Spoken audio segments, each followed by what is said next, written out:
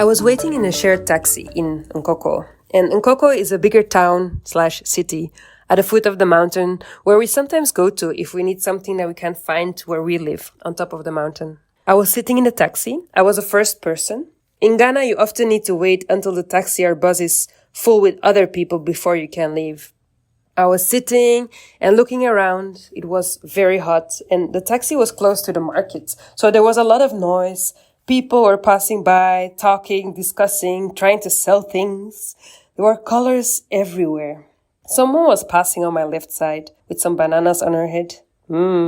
They look good. Do I need some? No, I think I'm good. And on my right side, some people are sitting with SIM cards and phones, waiting for customers. The driver of the car I'm sitting in is shouting, Beposo, Beposo, which means on top of the mountain. He shouts so people know where he's going to, that he's going, to drive to the top of the mountain. I start observing the driver and I can see he's restless. He's walking towards people, asking them if they need to go on top of the mountain. People don't need to go there, and I can feel the driver is annoyed that he's not getting any other passengers. It's taking a long time. I'm getting a bit frustrated too that it is taking so long. But simultaneously, I'm enjoying my observations. I'm learning from it. The driver looks at other taxis who are getting customers. I can see he gets discouraged at first. And then it seems he has another strategy. I'm gonna shout louder. Beposo, Beposo! He shouts it again. Everything in him shows the energy of lack. There's not enough. Customers are not coming to me. Maybe I am doing something wrong. Other people get customers. And you know what the driver eventually did? He left the spot he had, which in my opinion was actually a great spot because so many people passed there. It was right next to the market. But no, he started to drive around to find passengers.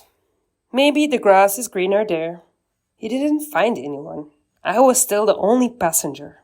By now I was actually intrigued by the situation. I think it had never taken a driver so long to get other people. Now he stopped driving again and parked somewhere else in the hope he would get some other passengers. Grass is greener on the other side. I started to complain as I knew there would be another car who would just be filled right away and leave. Of course, the driver didn't want to leave his only customer, me. So he said he was leaving right away, and so he did. On the way, he finally found another passenger, and eventually someone else came too. In the car, finally driving up the mountain, I was thinking about the whole situation. I realized that when we think the grass is greener somewhere else, we are not satisfied with the situation we are in, and we have the feeling we are lacking something. We can have the tendency to continue looking for something better or outside of ourselves. When we compare and think the grass is greener on the other side, it is a beautiful opportunity to get to know ourselves or to reflect on our lives because it shows us which glasses we are wearing to look at the world. It shows us what we are not happy or satisfied with, and it shows us what we actually want or dream of. Now, the problem with the grass is greener on the other side feeling is that it is based on our judgment of our own situation and that of others. What do I mean with that? I mean it is a judgment we made based on what we see or experience, so our perception, but it is not necessarily the reality. For example, you can see a beautiful picture on social media of someone, or maybe that person is doing something and you can be like, oh, that person has it better than me. A kind of envious feeling. What happens in this sort of judgment is that you completely forget that we are all human and that we all have our own challenges.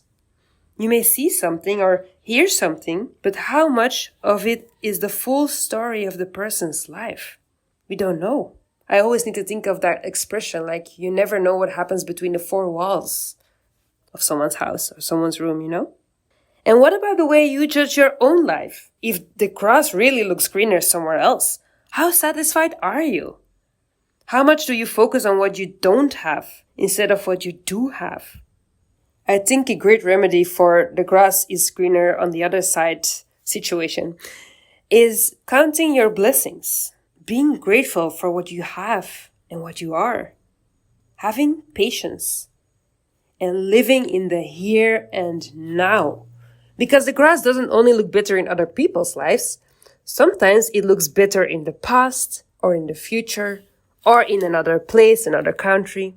We give ourselves the illusion that everything would be better, if only.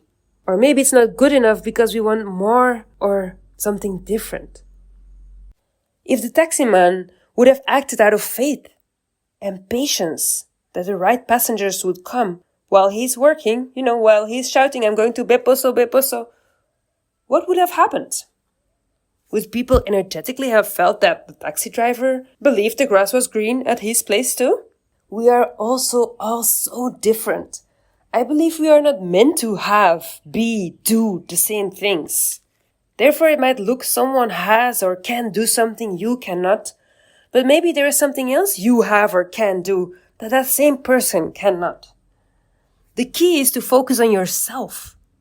Be grateful instead of bringing your awareness outside of yourself and to start compare or crave for something else. If the monkey looks at fish, is the monkey like, oh, the fish in the sea, it must be so much better there with all the water surrounding them? Or does the elephant look at the monkey like, oh, that monkey, it's so much better there because he can climb into trees? I'm not saying you can't dream of something else. Please keep on dreaming. I'm saying that even in that dream, there might be things that aren't the easiest, that the grass is not necessarily greener in that dream.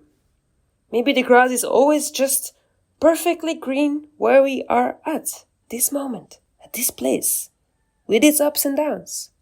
Maybe that's what we have to learn, that the grass is green here. So how do we go from the grass seems to be greener somewhere else to the grass is green here? I've already mentioned some things in this podcast episode, but summarized. 1. Reflect on where the grass looks greener somewhere else and ask yourself why. Why does it look greener for me, and what does that tell me about my own current situation? And 2, what is lacking for you? So where in your current situation are you not satisfied? Here it's important to be realistic. Is it really something you want or need to change now? Or are you impatient? And are there maybe other possibilities? And 3, with the saying, the grass is green here, what is green at your side? Be grateful. And if you find something that really needs to change, then you can really reflect more on that. What is it that you want? What is it that you need to make your own grass more green? One of the previous episodes, How to Follow or Achieve Your Dream, can help you with this. And if you have something like, the grass is not green enough yet where I am, but I can see how I can make it greener, but at the same time you're holding yourself back, or you feel just scared to really go for it, Rooted Within is for you. This beautiful, transformative, multiple-month online journey is especially created for people who have a dream, an idea, a project, a known talent that they want to bring in the world, but they're holding themselves back. I think it's important that we're with more and more people who really, learn how to deal with their fears, grow in their self-worth, in their self-esteem, can stand strong in themselves so that they can really bring the thing they're meant to bring into this world. So if you feel that's you, if you're like, yeah, I really have something I want to do in this world, I want to bring this, I want to do that, but something is holding me back. Rooted Within is exactly for you. In the show notes, you find all the information to sign up for this beautiful online experience and journey that we're gonna have. Thank you for listening to this episode. As you know already, feel free to share with other people, with that one friend, with that family member who also maybe sometimes thinks the grass is greener somewhere else. And feel free to leave a review or to give me some beautiful stars on Spotify. And with me, I mean Under the Baobab Tree podcast. Thank you. See you next time. Bye.